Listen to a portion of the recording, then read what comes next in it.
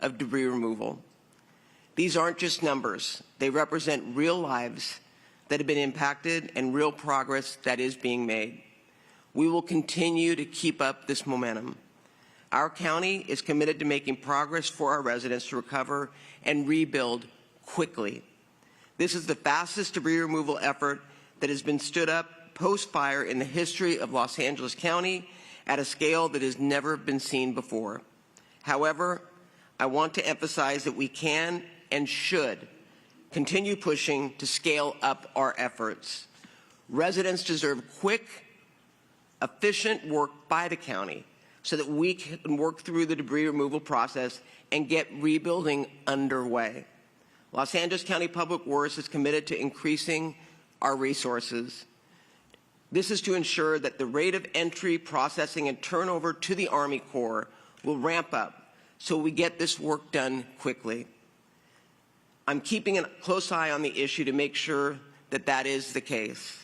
Before I wrap up, I want to announce that this will be our final weekly press conference, but there will continue to be information provided to our wildfire survivors. I'm committed to keeping residents informed well beyond this, and will continue hosting weekly community meetings every Monday at 4 p.m. to answer residents' concerns and questions. Our recovery.lacounty.gov website will continue to update on an ongoing basis. Wildfire survivors deserve to have all the information and resources that they need.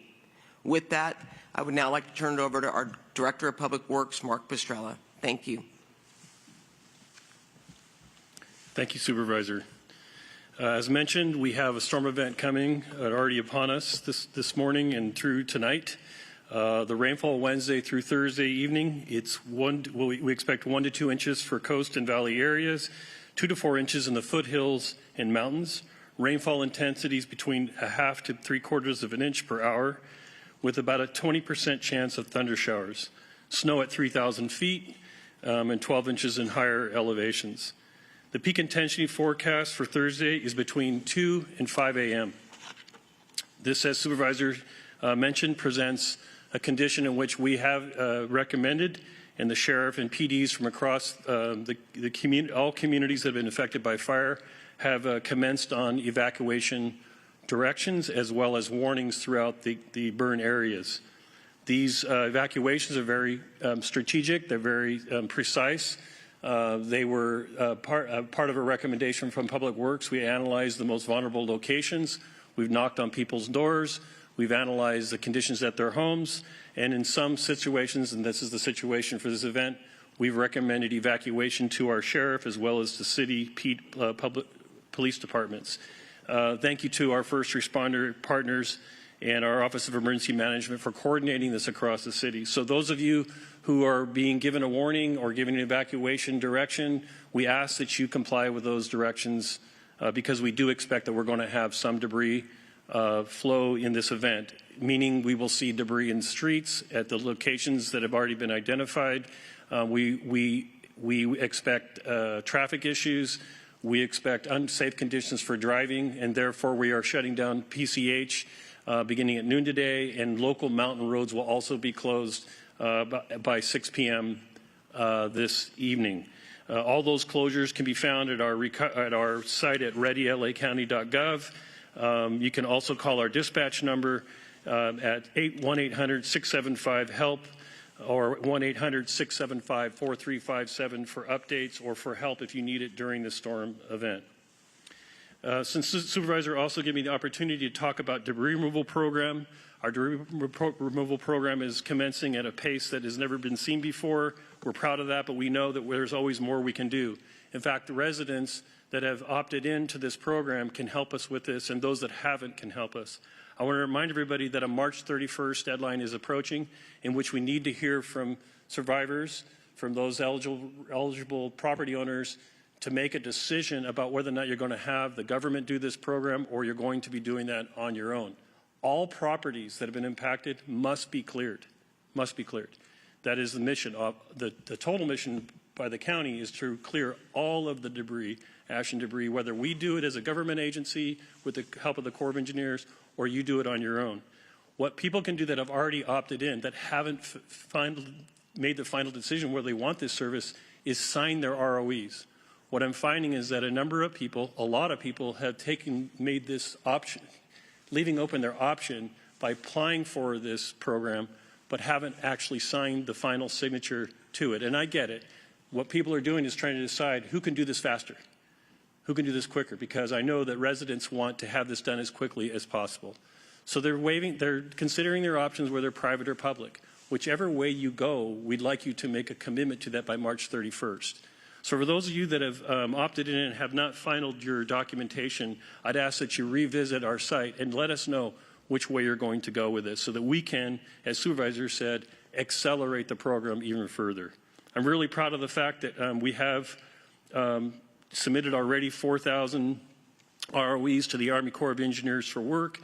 This means 4,000, as Supervisor said, families, residents of LA County are signed up and ready to go, and on that on-ramp, as of course, as ready to have their sites cleared. We expect to reach 5,000 ROEs by Thursday this week, and continuing on throughout the week at a pace, again, that hasn't been seen before. Let me also just mention that we have one-stop permitting centers already open in LA County. We want to make sure that people aren't waiting for their debris removal to start the process of rebuilding, that in fact they're making applications or preparing to make applications for rebuilding. Those resources are available to you again at recovery.lacounty.gov. Thank you very much. And now I believe we're having Colonel Swenson will be up next.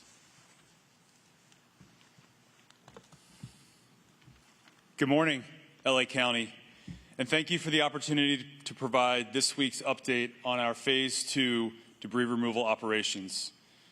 We, the U.S. Army Corps of Engineers, remain committed to helping the residents of Los Angeles County recover and rebuild after the devastating wildfires. Today I'll cover our operational progress, updates to hazardous tree markings, and some new options for submitting tree removal waivers. So for the Phase 2 updates, our team continues to make significant progress in debris removal across both affected areas in Eaton and Palisades. We have received just shy of 4,000 rights of entry from the county, and that number continues to go up each day. We have active work going on 629 parcels that are in various stages of debris removal, to include primary debris removal, hydromulching, erosion control, tree removal, and final walkthroughs as they prepare for closeout of those parcels. We've completed a total of 242 parcels to date, and again, that number continues to go up each day. For property owners who've submitted an opt-in right of entry to the county and are wondering when debris removal will begin for their property, if we've received your validated right of entry from the county and processed it, you will receive a notification call 3 to 5 days out from when your property is up for debris removal. We're building crews every day, and so we'll be making more and more calls every day. If you do not answer your call, we will leave a voicemail, and we will continue to try to reach survivors so that we can have you as partners in this process as your debris gets removed. Let me talk briefly about deferred properties. These are properties that the EPA had deferred Phase 1 cleanup of due to overhead hazards. We've now cleared over 2,354 of those properties that were deferred to us by the EPA. And again, those were deferred for things like structural instability, access issues, or safety hazards. Crews continue to coordinate with property owners to address these challenges and complete debris removal as efficiently as possible. Now on to tree markings. As mentioned last week, our tree assessment process has been refined to ensure accurate and transparent tracking. You will now see updated tree markings. So blue dots. Trees marked with blue dots at the base and a barcode have been determined to be hazardous and are scheduled for removal. Yellow dot with a yellow ribbon. If a property owner submits a hazardous tree removal waiver, the tree will be marked with a yellow dot at the base and a yellow ribbon wrapped around the trunk. The barcode will be removed, and this update will be recorded in the contractor's system to ensure the tree remains in place. And finally, brown dots. If a tree is reassessed and determined to be non-hazardous by a higher level ISA certified arborist, it will be marked with a brown dot over the existing blue dot. The barcode will be removed, and this update will be recorded to confirm that the tree will not be removed in our system. On to some changes for tree removal. Property owners now have an additional way to submit hazardous tree removal waivers. Completed forms can be mailed to, if you're in the Eaton area, Eaton Call Center, all one word, at ecc.net. And if you're in the Palisades fire impacted area, it's Palisades Call Center at ecc.net. Property owners can also submit the forms in person during the 360 property walkthrough that precedes debris removal operations. Before I close, I have one safety request for the community. I ask that if you're out and about one of the impacted areas, to please slow down when driving near, in, or around our work zones or work areas. There are some drivers who are speeding past crews and coned off areas, which is dangerous for all parties. This fire was costly for this community in many ways, and we do not want to see anyone else injured or worse during the recovery operation. So please slow down if you see our work crews. In closing, our teams remain committed to working quickly and safely to complete wildfire debris removal. We appreciate the community's continued patience and cooperation as we move forward with these critical recovery efforts. And as always, if you have any questions or concerns, please reach out to the call centers or visit our outreach teams at the community resource centers. Thank you.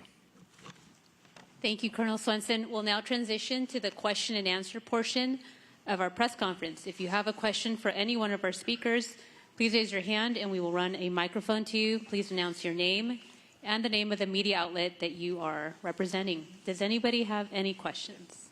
There. Yep, right there. In the back, okay. Good morning. I'm Omar Lewis with KTLA 5 News. My question is for Mr. Pastrilla. We know that your department is working closely with the city of Sierra Madre in preparing for this storm. The city says that some of the reservoirs that are run by the county have not been fully emptied. Can you confirm this news and tell us about that process, if they will be cleared out today ahead of the storm?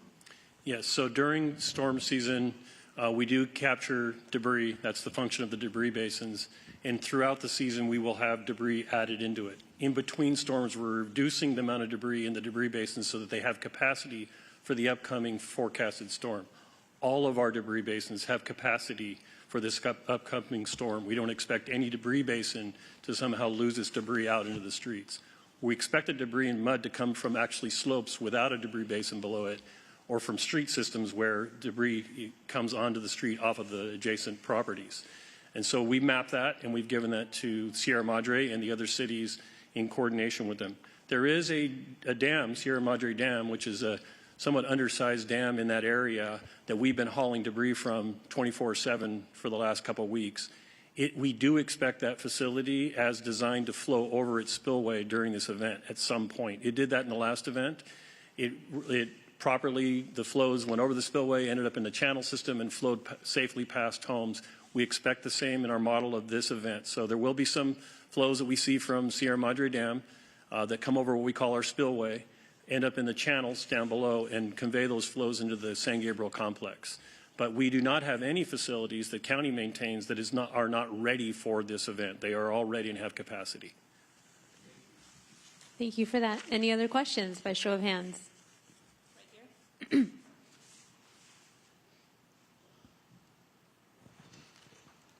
Hi, Tony Briscoe with the LA Times. My question is for Director Pastrella.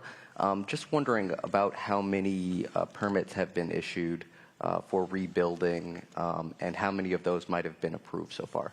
So the numbers that I would speak to are for the Altadena area, because the county is the building official for the unincorporated areas. You have to talk to the cities about their permits. We currently have not issued any full rebuild permits at this point. We have at least 80 to 100 applications in the center right now for that process of beginning the building permit process. And for residents, again, I want to remind you that the county is expediting these reviews. Once you submit your building permit, we have building plans. we will have a 2-week turnaround on that first review, and our goal is to issue a permit once applications have been submitted within 30 days. This is an incredibly high goal for us in which we intend to meet. Thank you. Let's see, right here in the middle. Hi, Francine Kiefer, the Christian Science Monitor. This is for Colonel Swenson. Do you have any idea of how much of the tree canopy in Altadena can be saved? Is it like minuscule, or do you think a good amount can be saved? What's your best guess? I guess I'd answer that question by saying we assess every tree that was in the impacted area on private property for its viability based on a sort of a predetermined set of standards. We are actively working with arborists that are employed by us. We are also in contact with local arborist organizations and community members who are interested in trying to save their trees. We seek feedback from all those agencies. I can't give you a percentage of which of the trees that can be saved. These urban wildfires are devastating. There are some pockets of Altadena which were not impacted, and they're surrounded in some cases by pockets of communities that were devastated, in which case most of the trees will be impacted. So again, I can't give you an exact number, but we are concerned about tree health, and we want to make sure that we properly assess all trees and remove those that are hazardous to the public health and safety. Thank you, Colonel. Any other questions?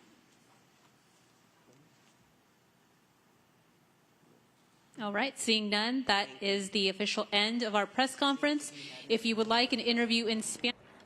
All right, that was a quick update in terms of some of the other updates we've seen from county leaders. Of course, this is also their last update. We didn't see County Supervisor Lindsay Horvath there either. So we're kind of winding down in this process from fire recovery as we're preparing for this next storm. But the county really believing that they are prepared for the debris and mud flows in the burn scar areas, that we've seen some other weather events, and those flows have happened the way that they should have happened, so they are prepared.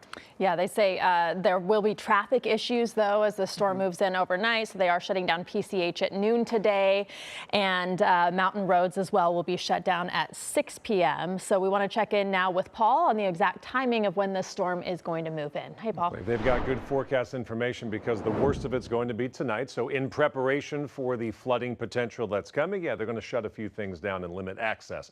This morning, what we're getting is a south to north flow ahead of the actual front. Front doesn't get here for what, 15 more hours, but it's going to rain, albeit lighter, for much of the next 15 hours, and we'll see on and off rain throughout the day today. One batch of that rain is moving through the 23 and 118 corridor, Simi Valley, Thousand Oaks, Moore Park, Calabasas, south to Malibu and Pacific Palisades. Another new batch of rain is moving into inland LA County and also portions of Riverside and San Bernardino County, and there are a few lighter showers for Orange County. So rain will slowly increase throughout the day. As that front gets closer, the showers this morning will become a steady lighter rain by the afternoon, will become a steady soaking rain by this evening, and then that flooding threat happens tonight. So the timing on that, 11 o'clock tonight to 5 o'clock tomorrow morning. Now, it's not going to be pouring in one spot all 6 hours. That's the progression of the front through Southern California. But within that time frame, many of us are going to get 1 inch of rain in just a few hours. That's a lot for us